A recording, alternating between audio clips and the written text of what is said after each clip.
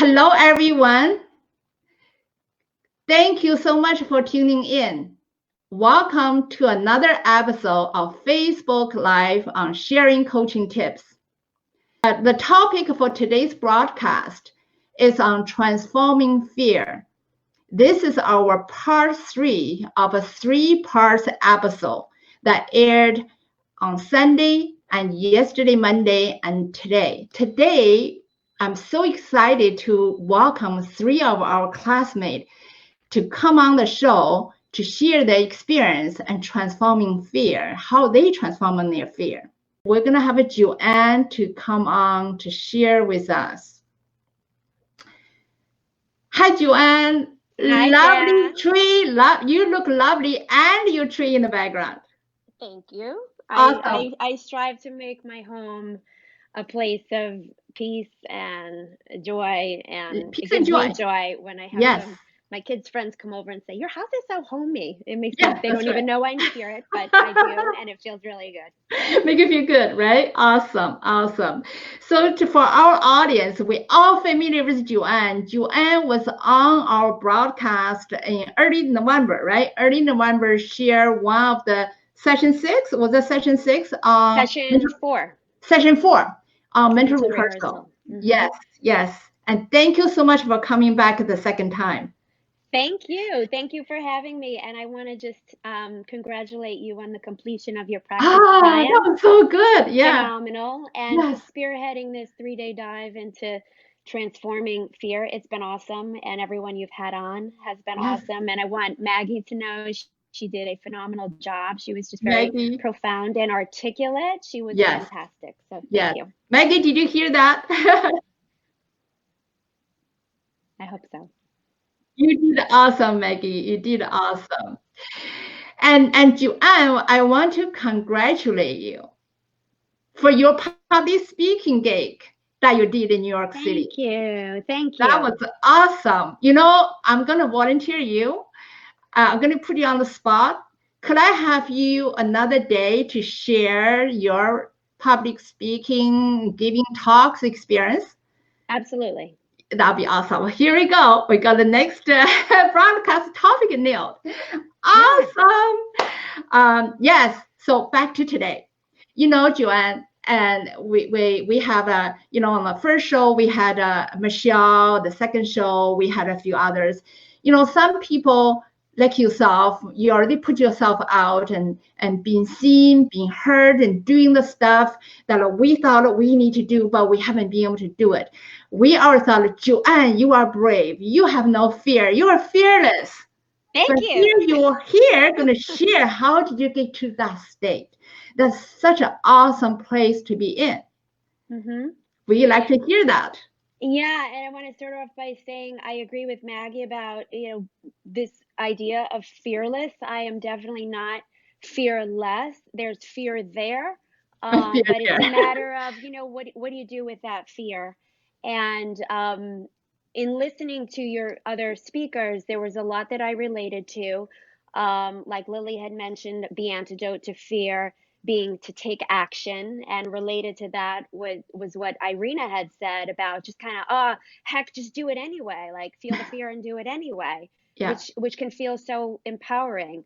And also this idea of faith, or spiritual, coming into play.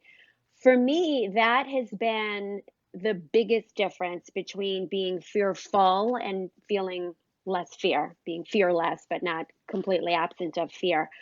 Totally resonate with you, Joanne, on that point. Say that again. I said I'm totally resonate with what you just said in terms of higher power. Yeah, there's a real piece in reframing fear. Um, Prior to February, I was in a job that I really, really struggled with. It really um, took fear up many, many, many notches. And for me, it felt paralyzing. It felt overwhelming. It woke me up in the middle of the night. It had major physical effects on my body, and it just kept me stuck, and it was destroying my confidence. And I got to a point that I decided I need to surrender my way of doing things, which was to do everything with perfection, to do everything that I was asked to do, big and small projects, to really, really spread myself too thin. So it Mm-mm. just took its toll, and it was like a wake up call. And I feel that God was whispering in my ear for a while. He was tapping me on the shoulder, and then I got a 2x4 upside my head, which was I had taken a medical leave of absence. I was grateful that I got that opportunity, but when I didn't come back to my job as quickly as my boss would have liked, it became, Joe, sorry, but the business has got to go on, and I've given your position away. And that was a shock. Like the alarm bells went off like crazy for about 10 minutes. And then I did the happy dance because I realized I don't have to go back. There's no decision to be made. So, but then some fear set in. So Yeah. when I realized, like, I got to really surrender my way of doing things and learn a different way of being, not just in my job, but in my life with my kids, when I'm just by myself.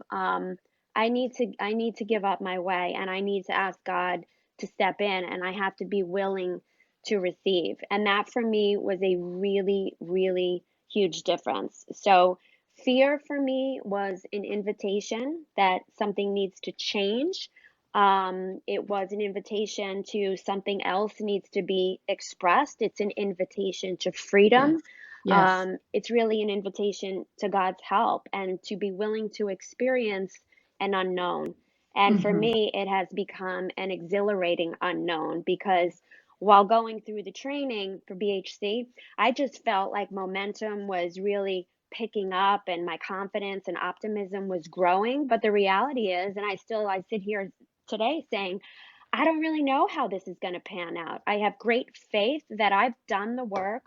I've worked on the inner game and the outer game as we've come to know.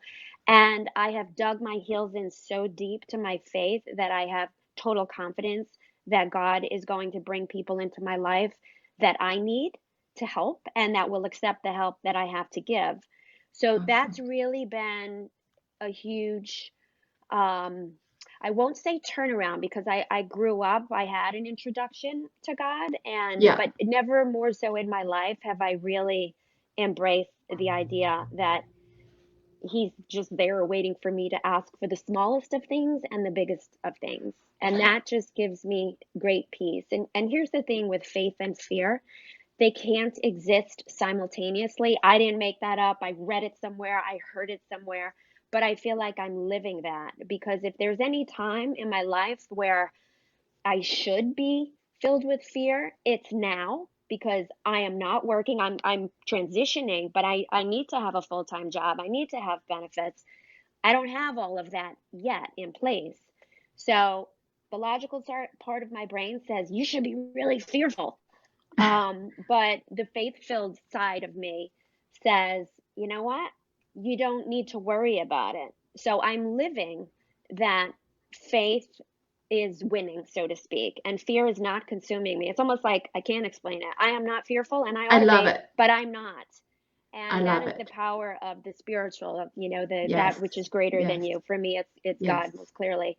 Um, so yeah, that's kind of how it's been most helpful. But everything that everyone else has been saying, all of your guests, I take away pieces of that and say, yeah, that's how it was for me too. That's how I've been overcoming fear. But the number one has been giving it to God after surrendering my way. Yes. Yes. Don't focusing on too much on the results. Once you have faith in the results, whatever that may be, but you're taking care of the process. Yeah, and feeling not alone. Like my daily Feeling prayer not when I alone. when I get up in the morning, I ask God to increase my faith as He keeps doing. Just keep building. Mm-hmm. I Yeah. ask that I have an awareness of Him wherever I am, in whomever, with whoever I'm speaking to. I ask Yes. Him to give me the words that the person needs Yes. to hear. So just use Yeah. me as a vehicle.